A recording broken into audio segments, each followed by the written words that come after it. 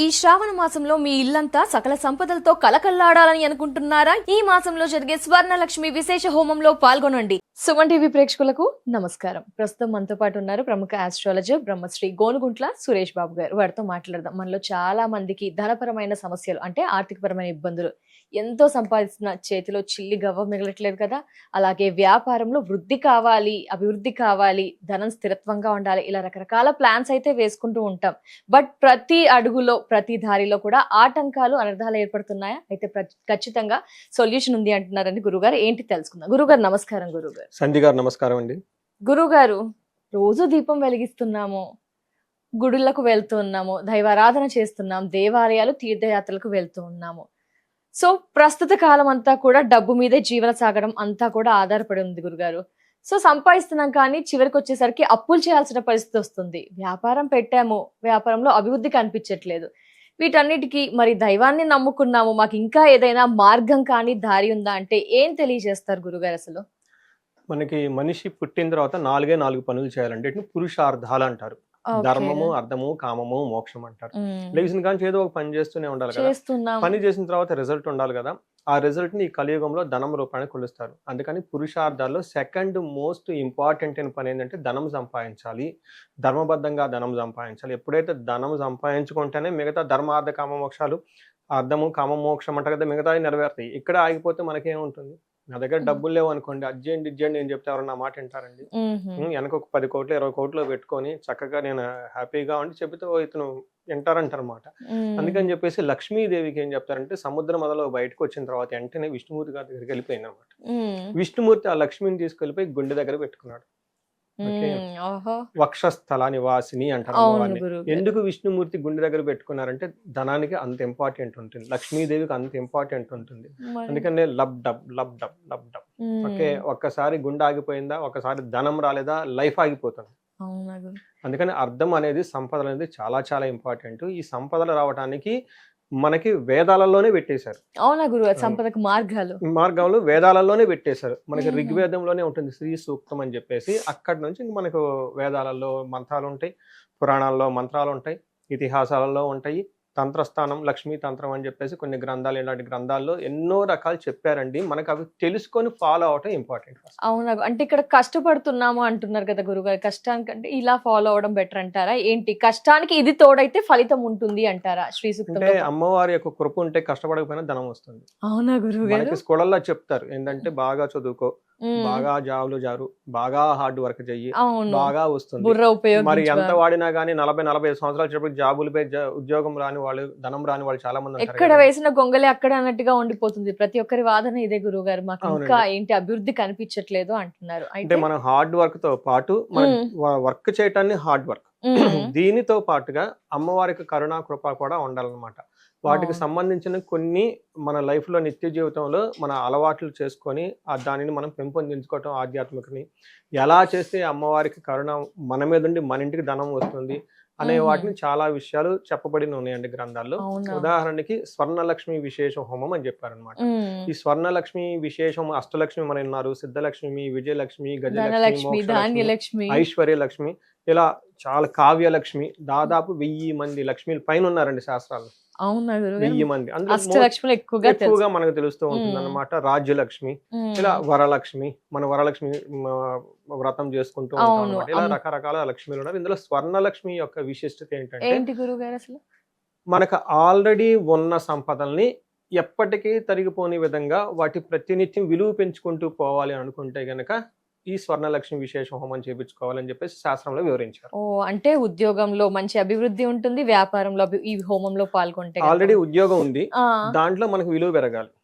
Already పెద్దవాళ్ళు ఆస్తుపాస్తులు ఇచ్చారు, వాటిని విలువ పెరగాలి. ఆల్రెడీ మనకు సంతానం ఉంది, సంతాన లక్ష్మి ఉంది, కానీ ఆ సంతానం వల్ల మనకి విలువ పెరుగుతూ ఉండాలి. ఇలా అన్ని లక్ష్మీల ద్వారా ఉండి మనకి వాటి యొక్క విలువ 10 పెరుగుతూ ఉండే విధంగా, ఎప్పటికీ తరిగిపోని విధంగా, ఎప్పుడు విలువ పెరుగుతూ ఉండే ఒక లక్ష్మిని స్వర్ణలక్ష్మి అంటారు.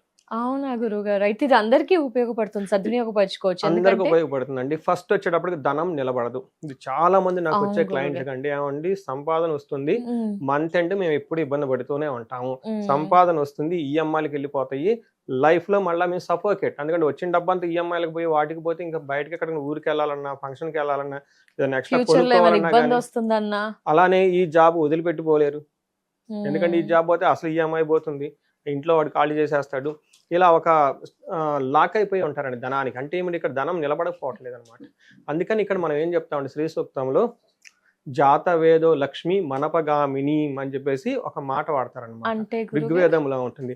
అంటే లక్ష్మీదేవి ఎప్పుడు వెళ్ళిపోతూ ఉంటుంది, ఎప్పటికీ వెళ్ళిపోకుండా కదలకుండా స్థిరంగా మా దగ్గర ఉండే లక్ష్మి మాకు కావాలి అని అందరూ అని చెప్పేసి శ్రీ సూక్తంలో చెప్తారనమాట. చెప్తారనమాట. అంటే ఏంటి, ధన స్థిరత్వం, సిద్ధి, మన దగ్గర స్ట్రాంగ్ గా ఎప్పుడు ధనం వచ్చి మన దగ్గరే ఉండాలి అని చెప్పేసి, అలా ఎవరికైనా కావాలనుకుంటే ఈ యొక్క స్వర్ణలక్ష్మి విశేష హోమం చేయించుకోవాలి. రెండోది ఏంటంటే అభివృద్ధి ఉండదు, గ్రోత్ ఉండదు, ఎక్కడెక్కడ స్ట్రక్ అయిపోయి ఉంటుంది. అవును గురువు గారు.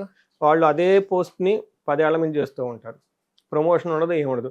ఆ చేసిన బిజినెస్ 10 ఏళ్ళు 20 ఏళ్ళు చేస్తూ ఉంటారు. అంటే ఎక్కడ వాళ్ళకి గ్రోత్ ఉండదు, కానీ ఉంటుంది, స్టాగ్నేటెడ్ గా ఉంటారు. ఇలాంటి వాటికి ప్రమోషన్లు కానివ్వండి, వ్యాపారం సరిగ్గా వృద్ధి చెందట్లేదు, ఆగిపోయి ఉన్నారు. ఆదాయం అంతే ఉంది, కానీ ఆదాయం ఉంది కానీ అందులో గ్రోత్ లేకుండా ఉంది. ఇలా ఎవరికైనా గనక ఉంటే, ఉద్యోగ వ్యాపారాల అభివృద్ధి లేకపోయినా కానీ మనకి ఈ స్వర్ణలక్ష్మి విశేష హోమం చేస్తే బాగా కలిసి వస్తుంది.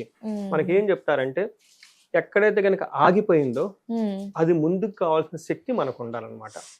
అలానే ఉన్నదాన్ని ఇంకా బాగా స్ట్రాంగ్, బలంగా తయారయ్యే ఒక శక్తి మనకు కావాలి. అందుకని మన శ్రీ సూక్తంలో ఏం చెప్తారంటే, అశ్వపూర్వం రథమధ్యం అస్థినాద ప్రబోధినిం అంటారన్నమాట. శ్రీ సూక్తంలో ఋగ్వేదంలో చెప్పారు. అంటే ఏంటి, అశ్వం అంటే గుర్రాలు.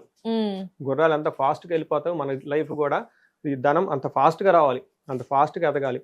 మనకేం చెప్తాడు, రథమధ్యం, రథంలో అమ్మవారు కూర్చొని ఉంటుందంట. ఇంకేం చెప్తారు, హస్తినాద ప్రబోధిని, పెద్ద పెద్ద ఏనుగులు మనకు అరుస్తూ ఉంటాయి అన్నమాట. చూడండి, ఒక రాజు యొక్క దర్పం, అంటే మన పక్కన ధనం ఉంటే ఎలా ఉండాలంటే అంత ఏనుగులాగా స్ట్రాంగ్ గా ఉండాలి, గుర్రంలాగా చాలా ఫాస్ట్ గా ఉండాలి, అమ్మవారు మన దగ్గర ఉండాలి అని చెప్పేసి శ్రీ సూక్తంలో చెప్తూ ఉంటారు అనమాట. అందుకనే మనకి ఇందులో స్వర్ణలక్ష్మిలో అధిక ధనలాభ సిద్ధ్యర్థం అని చెప్పి సంకల్పం కూడా చేస్తూ ఉంటాం అనమాట. ఇది రెండో ప్రాబ్లం అండి. మూడో ప్రాబ్లం ఏం చెప్తారంటే, ఇది చాలా ఇంపార్టెంట్, రక్షణ. ధనము లేకపోతే ధనం సంపాదించుకునేది ఒకటి, ఈ ధనాన్ని మన అన్నిటికీ అవసరాలకు వాడుకోగా మిగులు ఉంటుంది కదండి, దీన్ని కాపాడుకోవాలి. దీన్ని సేవింగ్స్ అంటాం, ఇన్వెస్ట్మెంట్, రకరకాల పేర్లతో పిలుస్తుంటాం కదా. ఇది చాలా మందికి తెలవదు. అవును గురువు గారు, కొందరు అలా దుబారాగా ఖర్చు పెడతారు, పిల్లలు పాడు చేస్తూ ఉంటారు, ఒక దాంట్లో పెట్టుబడి పెడతారు, లాస్ అయిపోతూ ఉంటాయి. ఇలాంటివి ఎక్కువగా చూస్తారు. ఇది మెయిన్ ఇంపార్టెంట్. మనకి పెట్టుబడి పెడుతూ ఉంటారు, లాస్ అయిపోతూ ఉంటారు, ఎవరికో డబ్బులు ఇస్తుంటారు, ఆ డబ్బులు తిరిగి రావు. ఇక్కడ ఏమవుతుందంటే, లేదంటే ఒక ల్యాండ్ ఏదో కొనుక్కుంటారు, వేరే వాళ్ళు వచ్చి కబ్జా చేసుకొని వెళ్ళిపోతూ ఉంటారు. ఇలా మనకి ఏదైనా మనం కష్టపడి సంపాదించుకొని, ఈవెన్ ఈ బిల్డింగ్స్ కూడా అండి, దాదాపు 80% ఈఎంఐలు కట్టేశారు, లాస్ట్ లో ఈఎంఐ కట్టలేకపోయారు, టోటల్ గా బిల్డింగ్ వదిలిపోమంటారు. ఎన్నో సంవత్సరాలు మనం కష్టపడి సంపాదించుకొని వెళ్ళిపోతూ ఉంటాయి. చాలా మంది నాకు ఒకళ్ళు నార్త్ ఇండియా నుంచి కాల్ చేశారండి.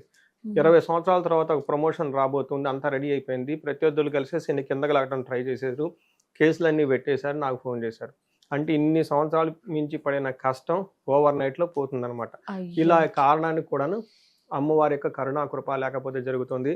ఎవరైతే ఈ యొక్క స్వర్ణలక్ష్మి విశేష హోమం చేయించుకుంటారు వాళ్ళకి ఏం చెప్తారంటే, హిరణ్య ప్రాకారం అంటారు అమ్మవారికి. మళ్ళీ ఇది కూడా మంత్రంలో ఎక్కడ ఉంది, ఋగ్వేదంలోనే ఉంది. హిరణ్య ప్రాకారం అంటే అమ్మవారు ఎక్కడ ఉంటారంటే, బంగారపు కోటల మధ్యలో అమ్మవారు ఉంటారంట. అంటే అమ్మవారు మీరు పోవద్దు, ఈ బంగారంతో కూడిన రక్షణ కవచం మధ్యలో మా దగ్గర ఉండండి అని చెప్పేసి. ఇక్కడ ధన నష్ట దోషం, కొంతమందికి ధనం ఉంటుంది కానీ నష్టపోయే దోషం వాళ్ళ జాతకంలో ఉంటుంది, వాళ్ళు కూడా అది శాంతించడానికి ఈ హోమం చేయించుకోవాలి. స్వర్ణలక్ష్మి విశేష హోమం. ధనం. నెక్స్ట్ కుటుంబం. ఇది చూడండి, ధనం ఉంటుంది, బంధువులు ఉంటారు, వెహికల్స్ ఉంటుంది, అందరు ఉంటారు. ఈ కుటుంబంలో భార్యాభర్తల మధ్య సరిగ్గా ఉండరు, పిల్లలు పెద్దవాళ్ళ మాట వినరు, తర్వాత ఉన్నా కానీ ఈ కుటుంబ సభ్యులే ఈ దుర్యోగం చేసేస్తూ ఉంటారు కదండి. తండ్రి గారు తాతగారు బాగా సంపాదించారు, వీళ్ళు వృధాగా ఖర్చు పెట్టేస్తూ ఉంటారు. వీళ్ళకి భయం ఏంటంటే, ఎంత డబ్బు అసలు మనం పోయిన తర్వాత ఏమవుతుంది, ధనం దీని గురించి ఆలోచిస్తూ కూర్చుంటారు అనమాట. పిల్లలు ప్రయోజకులుగా లేరు. తర్వాత వచ్చిన వాళ్ళు ఏ కుటుంబాల కలహాలు పెట్టేసి, ఏ కోడలు ఏది పెట్టేసి తీసుకొని పోతుందో, అసలు ఇలా ఎలా పోతుందో, మానసికంగా విపరీతంగా టెన్షన్ పడుతూ ఉంటారు అనమాట. అంటే ఎంత కష్టపడిన ఈ యొక్క ధనం మన నెక్స్ట్ వచ్చే జనరేషన్, ఆ జనరేషన్ కూడాను కాపాడుకోవాలి, దాన్ని వృద్ధి చేసుకోవాలిగా కలిగిన కెపాసిటీ, సామర్థ్యం వీళ్ళకి ఉండాలి. కానీ ఈ యొక్క స్వర్ణలక్ష్మి విశేష హోమం చేయించుకోవాలి. మనకేం చెప్తారంటే తృప్తాం తర్పయంతిం అని చెప్తారు. అంటే గురుగారు అంటే ఏంటంటే ఏ లోటు లేని విధంగా మనము మన కుటుంబ సభ్యులంతా ఉండాలి అని చెప్పేసి అమ్మవారిని ఇందులో చెప్తుంటారు. సర్వమాంగళ సిద్ధ్యత్వం. సో కుటుంబంలో నలుగురు ఉన్నారు, ఒకళ్ళు బాగున్నారు, మిగతా వాళ్ళకి బాగలేదంటే వాళ్ళకి ఏదో లేదని కదండి అర్థం. అందుకని చెప్పేసి ఈ లేని అన్న ఒక తత్వం వాళ్ళ దగ్గర లేకుండా ప్రతి ఒక్కళ్ళకి సమృద్ధిగా ఉండాలి, ఆ ఆలోచన ప్రతి ఒక్కళ్ళకి ఉండాలి, హ్యాపీగా ఉండాలని ఒక ఫీలింగ్ ఉండాలి. కాబట్టి దీనికి సంబంధించిన వాళ్ళు కూడాను ఈ స్వర్ణలక్ష్మి అంటే కుటుంబం యొక్క శాంతి, కుటుంబం అంతా కూడా ధనాన్ని కాపాడుకోవటం, అది తరతరాలకు ఆ ధనం వెళ్ళటానికి కావాల్సిన శక్తి కూడాను ఈ యొక్క స్వర్ణలక్ష్మి విశేషం ద్వారా హోమం ద్వారా వస్తుంది వీళ్ళకి. అప్పుల నుంచి విముక్తికి కూడా ఆప్షన్ ఉంటుందా గురుగారు? ఎందుకంటే చాలా మంది పిల్లల స్టడీస్ కోసం అప్పులు చేస్తూ ఉంటారు, ఇల్లు కట్టడం కోసం అప్పులు చేస్తుంటారు, అన్నిటికీ తీరదు, ఏదైనా ల్యాండ్ కొని పెడదాం అప్పులు చేస్తుంటారు. అప్పుల బాధ కూడా చాలా మంది ప్రజలకు ఉంది గురుగారు, దానికి మార్గం ఉందా మనకి? ఈ కలియుగంలో అప్పుల బాధ అందరికీ ఉంటుంది, సాక్షాత్తు వెంకటేశ్వర స్వామికే ఉందన్నమాట. అందుకని చెప్పేసి ఫస్ట్ కాలేజ్ నుంచి బయటకు వచ్చిన తర్వాత ఉద్యోగం ఉంటుందో లేదు కానీ ఈఎంఐలు, కార్డులు అవన్నీ కంపల్సరీ ఉండిపోతాయి. కొంతమంది కంటే అది వంశ పారంపరంగా తండ్రి చేసిన అప్పులు, కొడుకు వీళ్ళ నుంచి అప్పులు ఇలా వచ్చేస్తూనే ఉంటాయండి. మీరు చెప్పింది ఈ పాయింట్ చాలా ఇంపార్టెంట్ పాయింట్ అండి. అప్పులు, అపజయాలు, భయం, అశాంతి ఇవంతా కూడాను ఏమంటారంటే అండి, ఇప్పటిదాకా మనం లక్ష్మి గురించి మాట్లాడుకున్నాం కదండి, వీటిని అలక్ష్మి అంటారు. అలక్ష్మి అంటే అలక్ష్మి అంటే లక్ష్మి లేకుండా ఉండే ప్రదేశాన్ని అలక్ష్మి అంటారు. సో మనకేం చెప్తారంటే అలక్ష్మి నశ్యతు లక్ష్మి భజతు అని చెప్పేసి మనకి వేదంలో చెప్తూ ఉంటారు. ఎప్పుడైనా మనకి ఫస్ట్ లక్ష్మి కావాలంటే ఆ లక్ష్మిని బయటికి తీసేయాలి. ఇల్లంతా నీట్ గా ఉండాలి, ఇంట్లో ఉన్న కసంతా బయటకు తీసేయాలి. మనం ధనం సంపాదించుకుంటే ధనాన్ని హేట్ చేసే మైండ్ సెట్ ఇదంతా తీసేసి సరెండర్ అమ్మకయ్యే మైండ్ సెట్ కూడా మనకు కావాలన్నమాట. అంటే డబ్బుని చిన్న చూపు చూడటం, డబ్బు సంపాదించారనుకోండి వాళ్ళని తెగ బ్లేమ్ చేయటం, ఇలాంటివన్నీ చేసేస్తాం. ఇట్లా మైండ్ సెట్ ఉంటుంది అనమాట. టోటల్గా ఇక్కడ అలక్ష్మి ప్రభావం మీరు చెప్పిన విధంగా ఈ ప్రభావం నుంచి జనాలు బయటికి పడాలన్నా కానీ ఈ శ్రీ సూక్తంలో అలక్ష్మిర్మే నశ్యతు లక్ష్మిర్మే భజతు సమస్త దారిద్ర్య విధ్వంసనార్థం అని చెప్పి సంకల్పం తీసుకొని ఈ యొక్క అమ్మవారి యొక్క స్వర్ణలక్ష్మి విశేష హోమం చేయడం జరుగుతూ ఉంటుంది. టోటల్గా ఈ స్వర్ణలక్ష్మి విశేష హోమం ఎవరైతే చేస్తారో 16 మంది లక్ష్మి కరుణా కృప వీళ్ళ మీద ఉంటుంది. అంతేకాకుండా ఈ హోమం అయిపోయేటప్పటికి కుబేర మూట అని చెప్పేసి ఒక మూట కూడా ఇస్తూ ఉన్నామండి, ఒక చిన్న మూట. ఇందులో లక్ష్మీదేవికి సంబంధించిన అనేక రకాలైన రహస్యంగా చెప్పబడిన వస్తువులు అందులో ఉంటుంది.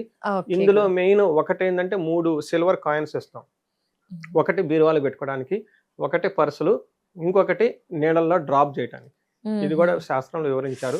ఎప్పుడైతే పారుతున్న నదిలో మనం వెండి వేస్తామో శుక్రుడికి ఆనందం కలిగి వాళ్ళ ఇల్లంతా శుక్రమయంగా ఉంటుంది, ఆనందమయంగా ఉంటుంది అని చెప్పేసి తంత్రశాస్త్రంలో వివరించడం జరిగింది. ఇలా అనేక రకాలు ఇంకా ఇంటికి గుమ్మడికాయ కొట్టడం చాలా వరకు ఇవ్వడం జరుగుతూ ఉంటుంది.